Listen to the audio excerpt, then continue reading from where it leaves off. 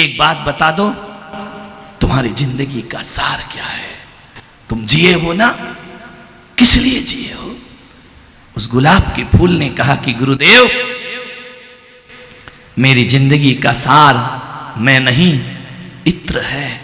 मैं मर जाऊंगा, खुशबू बिखेर कर जाऊंगा। ध्यान रखिए, मैं हमेशा हमेशा लोगों को महकाते रहूंगा। मेरी जिंदगी का सार इत्र है। उस गुलाब ने पूछा कि गुरुदेव, आपसे पूछूं? मैंने कहा पूछो। तो बोले, आपकी जिंदगी का सार क्या है? इस इंसान की जिंदगी का सार क्या है?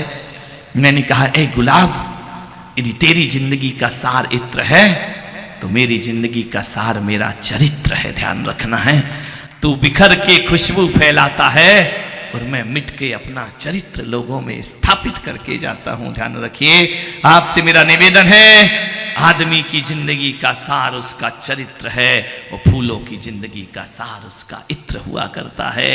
अरे चरित्र में इत्र जैसी सुगंध भरो। अरे आदमी के जीवन का सार चरित्र है, तभी तो 2600 वर्ष के बाद भी भगवान महावीर हमारे हृदय में विराजमान है। ध्यान रखना, ऋषभदेव भगवान अरबों वर्षों के बाद भी हमारे हृदय में विराजमान है। आदमी 4 पीढ़ी से ज्यादा याद नहीं रखता है आदमी को। और थोड़ा जोर लगा दो, 5 पीढ़ी, इससे ऊपर तो राजकुमार जी कितनी पीढ़ी? 2, 3, 4, उसके बाद भूल जाता है ना आदमी। लेकिन क्या वजह है कि हमारी जिंदगी 4 पीढ़ी बाद खत्म हो जाती है, और अरबों वर्ष पहले हुए ऋषभदेव आज भी हमें याद है। ध्यान रखना, मानने वाले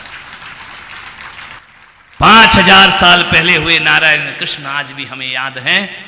हजारों वर्ष पहले हुए श्री राम हमें आज भी याद हैं।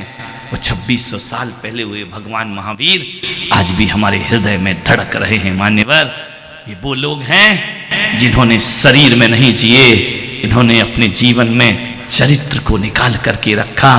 मान्यवर, कोई सेठ नहीं जाना जाता, कोई साहूकार नहीं जाना जाता, मरने के बाद आपका चरित्र उसे अमर बनाया करता है। ध्यान रखिए, आपका चरित्र कैसा है? दुष्चरित्र भी हो सकता है, सच्चरित्र भी हो सकता है। दुष्चरित्र वाले को भी दुनिया याद करती है।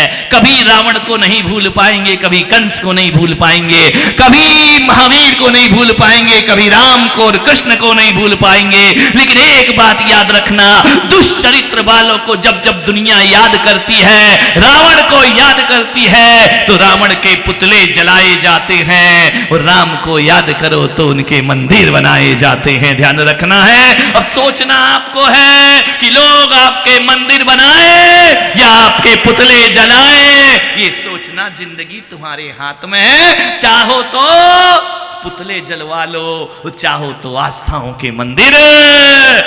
जिंदगी है, ध्यान रखना, जिंदगी का सार उसका चरित्र है। ध्यान रखना, सीता भी याद किए जाती है तो शूर्पणखा भी याद की जाती है। ध्यान रखना, सोचना है आपको कौन सा कैरेक्टर होना चाहिए तुम्हारा, कौन सी जिंदगी होना चाहिए तुम्हारी। चबूतरे बनाने से आदमी अमर नहीं होता है। कब्रिस्तानों में ऐसी मजार है जहां कोई चिराग जलाने वाला दिखाई नहीं देता है, घास उग रही है उन पर। ध्यान रखना। और मेरे तीर्थंकरों की ऐसी पावन भूमियां हैं, समेत शिखर पर आज भी हजारों माथे झुका करते हैं, मस्तक झुका करते हैं। ध्यान रखिए मान्यवर, मनुष्य के जीवन का सार उसका चरित्र होता है। रविवार को पैदा होते हो, सोमवार को बड़े हो जाते हो, मंगलवार को पढ़ लिख लेते हो, बुधवार को विवाह हो जाता है, गुरुवार को बच्चा पैदा हो जाता है, शनिवार को बीमार हो जाते हो, शुक्रवार को बीमार हो जाते हो, शनिवार को अस्पताल चले जाते हो, और रविवार को दुनिया से। ये कोई जिंदगी है आदमी की? ये बड़ा भद्दा चरित्र है आदमी के जीवन का। ध्यान रखिए, आपसे निवेदन है, आपसे कहूंगा। मेरे एक शिष्य की मृत्यु हो गई, मैं उसी शहर में था। लोगों ने कहा कि आपका एक अच्छा भक्त चला गया, घर के लोग रो रहे हैं, आप चल के थोड़ा सांत्वना दे दो। मैंने कहा किसे? जो गया उसे या जो बैठे हैं उन्हें? बोले जो बैठे हैं गया वो तो गया। मैं गया उसके घर,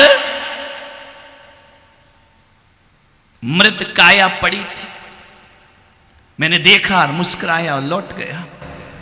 घर के लोगों ने पूछा आपने कुछ नहीं बोला, आपको दुख नहीं हुआ, आपका शिष्य दुनिया से विदा हो गया? मैंने कहा नहीं मुझे कोई दुख नहीं हुआ। बोले आपका बड़ा अनन्य भक्त था, आपके लिए जान देता था, आपको इतना सा भी दुख नहीं? मैंने कहा जो मेरा शिष्य था, जो जीवित था, जो पड़ा है, वो पहले भी मरा हुआ था और आज भी मरा हुआ है, और जो जीवित मेरा शिष्य था वो पहले भी जिंदा है और वो आज भी जिंदा है, ध्यान रखना है।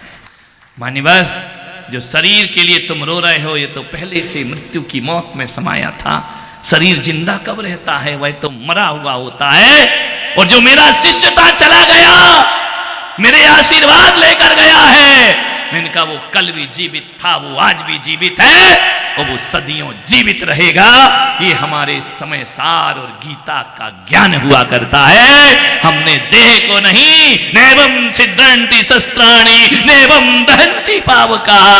नारायण कृष्ण ने कहा कि तुम जो हो तुम्हें कोई जला नहीं सकता, कोई तुम्हें गला नहीं सकता है, कोई छत्र तुम्हें शस्त्र छेद नहीं सकते हैं, तुम अजर अमर आत्म पुरुष हो। ध्यान रखना, कौन मरता है? ध्यान, दबे दबे पाँव मौत आती है आने दो।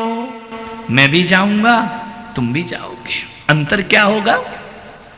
दबे दबे पाँव मौत आती है आने दो, आहट मिल जाए तो मन मत घबराने दो।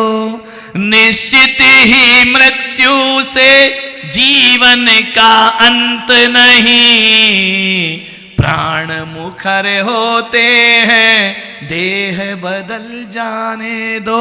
प्राण मुखर होते हैं देह बदल जाने दो। खेल खेल में जब खिलौना टूट जाता है, खेल के जीवन क्या है? खेल खेल में जब खिलौना टूट जाता है, बालक रो देता है, ज्ञानी मुस्कुराता है। बालक रो देता है, ज्ञानी मुस्कुराता है आत्मा के जौहरी को इसका कुछ दर्द कहाँ।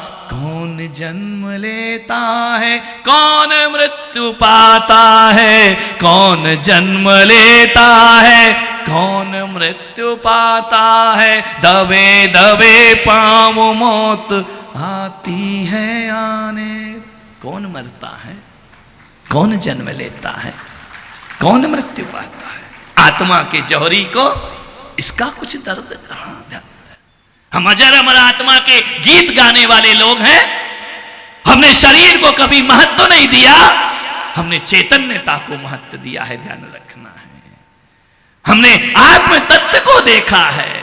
इस मानव तन में आकर भौतिकता में डूबा ये आदमी उस वास्तविक सत्य को भूल जाया करता है, ध्यान रखिए। मृत्यु तो जरूर आएगी, मान्यवर। घर से चला मुसाफिर, घर से चला मुसाफिर, एक तरफ बस्ती थी, एक तरफ शमशान थे। पैर हड्डी पर पड़ा तो हड्डी के ये बयान थे, चमल संभल कर चल मुसाफिर, हम भी कभी इंसान थे, ध्यान रखना है। हड्डियां भी कहते कि हम भी कभी इंसान थे। सूरज तो ढलेगा, लाख उपाय करो, मौत से नहीं बच सकते। बच सकते क्या? बोलिए गेंदालाल जी, कोई ऐसा सेफ एरिया उदयपुर में हो? डीवाईएसपी साहब, आपकी नजरों में कोई हो ऐसा कोई खंडर जहां जाके छुप जाओ तो मौत ना आए? है क्या ऐसा खंडर? हो तो मुझे बताओ। ऐसा कोई महल, पुराना किला, क्या महाराणा प्रताप के किले में ऐसा कोई कमरा है जहां हम छिप जाएं और मौत ना आए? ऐसा कोई मजबूत मकान, ऐसा कोई गुप्त गुफा है जहां तुम मरो ना, ध्यान रखना। एक राजमहल में 2 कबूतर झरोखे में बैठे थे। अचानक राजमहल में यमराज का आगमन हो गया। कबूतर झरोखे में गुटर गूं कर रहे हैं। 2 कबूतर, कितने कबूतर अलग बैठे थे, मौज मस्ती में झरोखे में बैठे थे, पब्लिक से अलग थे। 2 कबूतर, पारस जी, 2 कबूतर पब्लिक में अलग मौज मस्ती कर रहे थे, गुटरगू कर रहे थे। एक व्हाइट कबूतर था, एक ब्लैक कबूतर था। मान्यवाद। यमराज का प्रवेश हुआ। जैसे ही यमराज आए, उन्होंने देखा दोनों को बड़ी मस्ती कर रहे हैं, बड़े गुटरगू गोल गोल घूम रहा है। यमराज ने देखा, मुस्कुराए, राजमहल के अंदर चले गए। दूसरे कबूतर ने पूछा शैतान वाले ने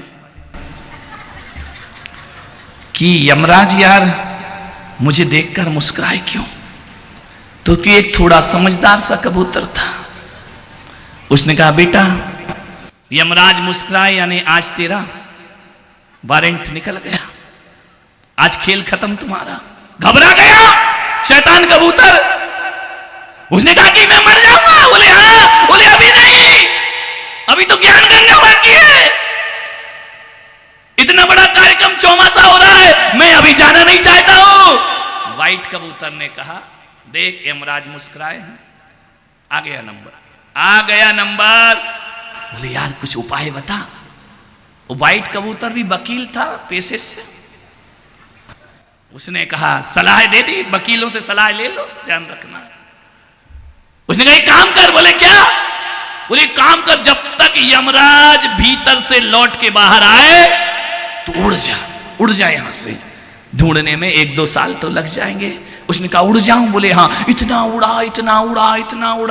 उड़ा आकाश में, जिंदगी में जितना कभी नहीं उड़ा होगा, ध्यान रखना। सांस फूल गई, उड़ते जा रहा है। उदयपुर से उड़ते उड़ते दिल्ली पहुंच गया, ध्यान रखना है। जाके लाल किले पे बैठ गया कबूतर जाकर के, ध्यान रखना। जैसे ही बैठा, यमराज लौटे, उन्होंने देखा झरोखे में, मुस्कुराए, आगे बढ़े। व्हाइट कबूतर ने पूछा ठहरो यमराज, अंदर गए थे तब भी तुम मुस्कुराए, और लौट के आए तब भी तुम मुस्कुराए, कारण क्या है? तो यमराज ने कहा कि तू नहीं समझा। बोले तेरे साथ एक वो काला कबूतर बैठा था ना? बोले हाँ। बोले आज उसकी मौत है।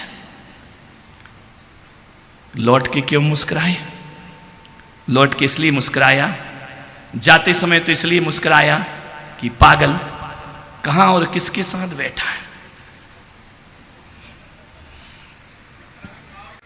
तेरा तो समय हो गया है, तू कहां गुटरगू कर रहा है, तुझे तो मरना है। तो बोले लौट के क्यों हंसे? बोले लौट के मुझे इसीलिए हंसी आई कि जाते समय मैंने सोचा पागल तुझे यहां थोड़ी मरना है, लौट के देखा तो जहां मरना है खुद उड़ के चला गया, मेरा रास्ता और आसान हो गया। उसकी मौत उदयपुर में नहीं, उसकी मौत तो लाल किले पर होना है। अब वो सोचता है कि मैंने यमराज को धोखा दे दिया। अरे नादान, धोखा नहीं दिया, तूने मेरे रास्ते आसान कर दिए। हंसी मुझे इसलिए आ रही थी कि तेरी मृत्यु जहां होना है वहां उड़ के तू स्वयं। उदयपुर वालों एक बात ध्यान रखना, जब मृत्यु आती है वेंटिलेटर लगाओ, ऑक्सीजन लगाओ, फलाने अस्पताल जाओ, वो तुमको उठा के अहमदाबाद रेफर कर देता है। यहां नहीं वहां बचोगे, तुम वहां चले गए। अरे नादानो, ये डॉक्टर नहीं भेज रहा और तुम नहीं चिल्ला रहे, ये मौत तुम्हारी वहां इंतजार कर रही है। स्वयं चलकर मृत्यु के मुंह में चमा जाओगे। मौत से तुम्हें कोई भी बचाने वाला नहीं है, ध्यान रखना। तू लाख हिफाजत कर ले, तू राख करे रखवाली, और उड़ जाएगा एक दिन पंछी, रहेगा पिंजरा खाली। उड़ जाएगा एक दिन पंछी, रहेगा पिंजरा कितनी हिफाजत करते हो जिंदगी की। मान्यवर, आपसे निवेदन है, किस गलत फहमी में जीते हो? एक बार विचार करो, जीते जी जिंदगी को समझने का प्रयास करो। कुछ नहीं बचेगा, राख होगा शरीर। आपसे निवेदन है, आग्रह है, क्या करते हो, किस में जीते हो? मेरा बेटा, मेरी बेटी, मेरा मकान, मेरा घर, मेरा मेरा मेरा। पागल कहीं का, क्या मेरा मेरा चिल्लाता है? एक बात याद रखना, तेरे बाप दादे भी मेरा मेरा करते चले गए, उनको भी कोई याद ना हो निशान। बताओ, जो तुम्हारे पुरखे गए हैं, कोई एड्रेस दे गए, कोई फोन नंबर कि भाई हम जा रहे, एसएमएस कर देना, चैटिंग कर लेना थोड़ी सी कि हम किस नरक में और किस स्वर्ग में मिलेंगे, कुछ दे गए हो क्या? हजारों महफिलें होंगी, हजारों कारवां होंगे, वो जमाना हमको ढूंढेगा, न जाने हम कहां होंगे। ध्यान रखना है मान्यवर, जितने भी आए सब चले गए। मौत ने जमाने को वो समा दिखा डाला, कैसे कैसे रुस्तमों को खाक में मिला डाला। ध्यान, मेरा मकान, मेरा घर, मेरा परिवार।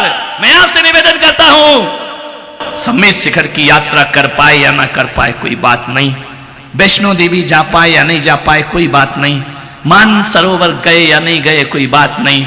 मैं पुलक सागर आपसे कहता हूं कि रोज मंदिर जाते हो नहीं जाते हो कोई फर्क नहीं पड़ता है, लेकिन ऑफिस जाओ, दुकान जाओ, कहीं भी जाओ, किसी और के दर्शन करो या ना करो, अपनी गाड़ी एक बार शमशान की तरफ जरूर घुमाया करो। और मैं कहता हूं, 3 परिक्रमा भगवान की ना करो तो जलती हुई अर्थी की करो। जलती हुई अर्थी का मतलब होता है वो जीवन का अर्थ बता दिया करती है। ध्यान रखना, जो जीवन का बोध प्रदान कर दे, शायद मंदिरों से वो क्रांति नहीं होगी, जो क्रांति शमशानों से हो जाया करती है। आदमी मजबूर हो जाता है सोचने को कि एक दिन मैं भी खाक में मिल जाऊंगा। ध्यान रखिए, आज से निवेदन है, एक बात याद रखना, कंस, रावण, सिकंदर कहते हैं कि जब ये धरती पर चलते थे तो धरती कांपती थी। मैं पुलक सागर कहता हूं कि धरती कांपती नहीं थी, धरती इन मूर्खों पर हंसा करती थी। ध्यान रखना, धरती कहती थी, ए माटी के पुतले, हम पे अकड़ के चलता है, अरे मेरे ही अंश, एक दिन तुम मुझ में ही समाहित हो। माटी कहे कुम्हार से, तू क्या रोंधे मोय, एक दिन ऐसा आएगा मैं रोंधूंगी। तो ध्यान रखना, मरना तो जरूर पड़ेगा।